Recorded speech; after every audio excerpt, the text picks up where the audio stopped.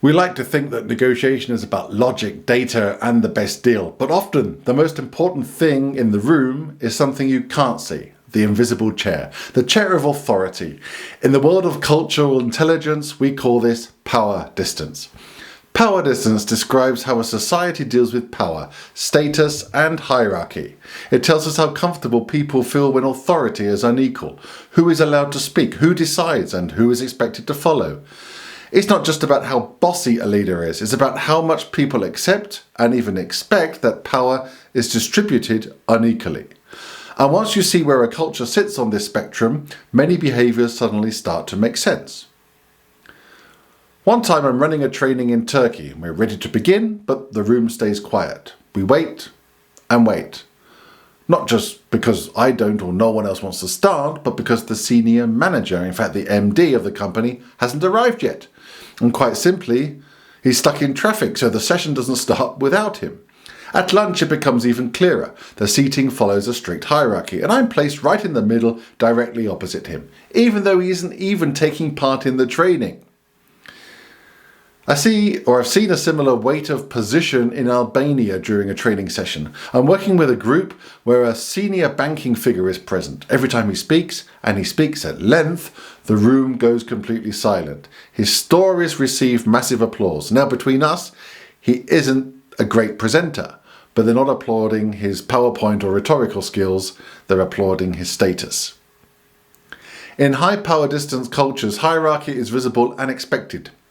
Titles matter, and challenging a superior openly can be seen as disrespectful or even destabilizing. The behaviours don't just appear out of nowhere. They are often shaped, as many other things, by our history. Cultures influenced by empires, strict class systems, or centralised powers tend to develop a stronger acceptance of hierarchy. You can even see it in the family. Some households teach mummy or daddy, the parent decides. Others encourage children to question, explain, and negotiate.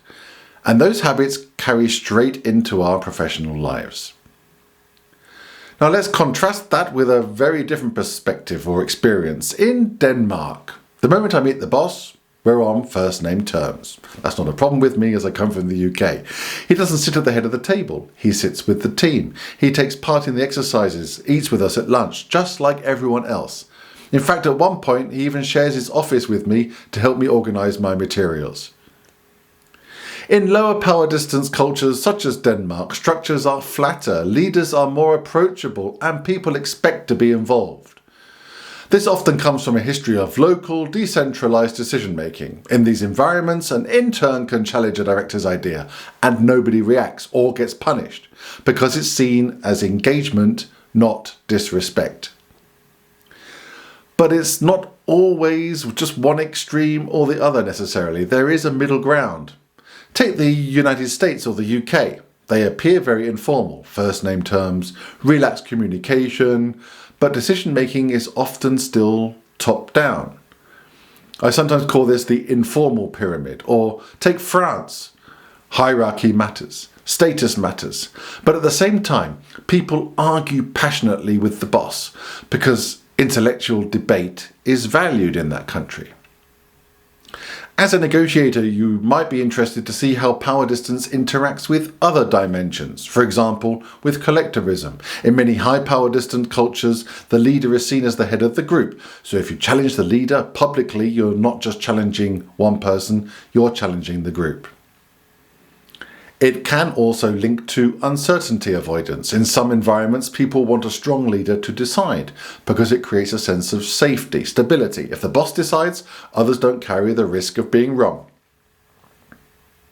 This brings us to a very common situation in international negotiation, the HQ or the headquarters representative.